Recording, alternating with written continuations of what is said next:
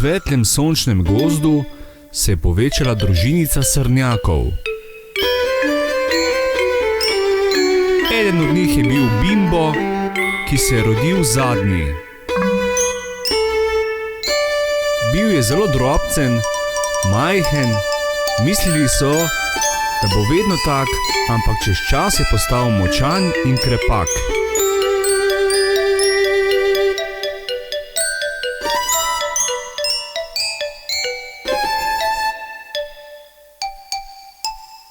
Čez nekaj časa je morala Bimbova družina zapustiti dom in na majhnega srnjaka so čisto pozabili. Bil je tako sam in bilo ga je strah, a rekel si je, premagal bom strah, saj sem močan in krepak srnjak.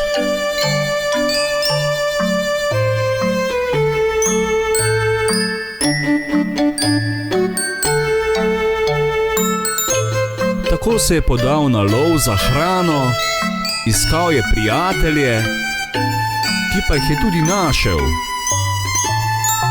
Vsak dan je počel kaj novega. Z zajci se je lovil, s ptiči je prepeval in z medvedi se je skrival po celem gozdu.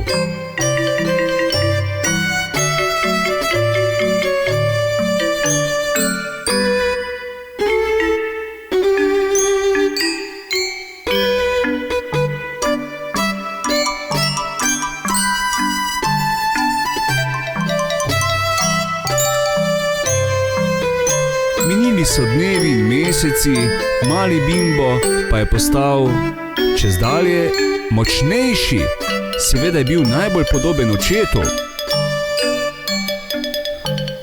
V svetlem gozdu so ga vse živali spoštovale, še posebej majhne živali, saj jih je branil pred lovcem.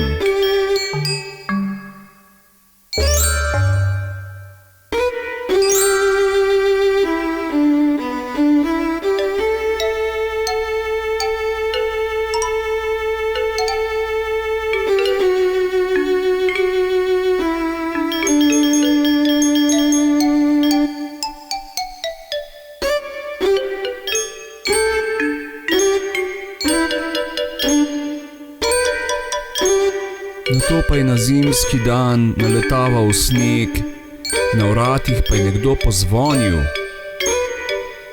Bil je njegov oče.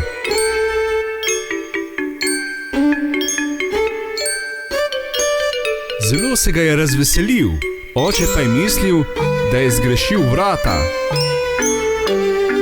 Bimbo, si ti? Ga je vprašal oče. Seveda, jaz tvoj sin. In tako ga je poljubil na smrček ter mu povedal, kaj se je pripetilo mami in sestrama.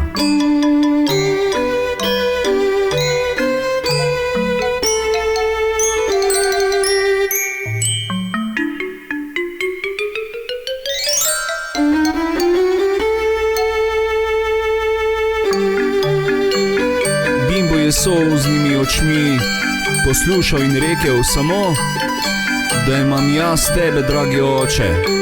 Nekoč si me ti branil, sedaj bom jaz tvoj heroj.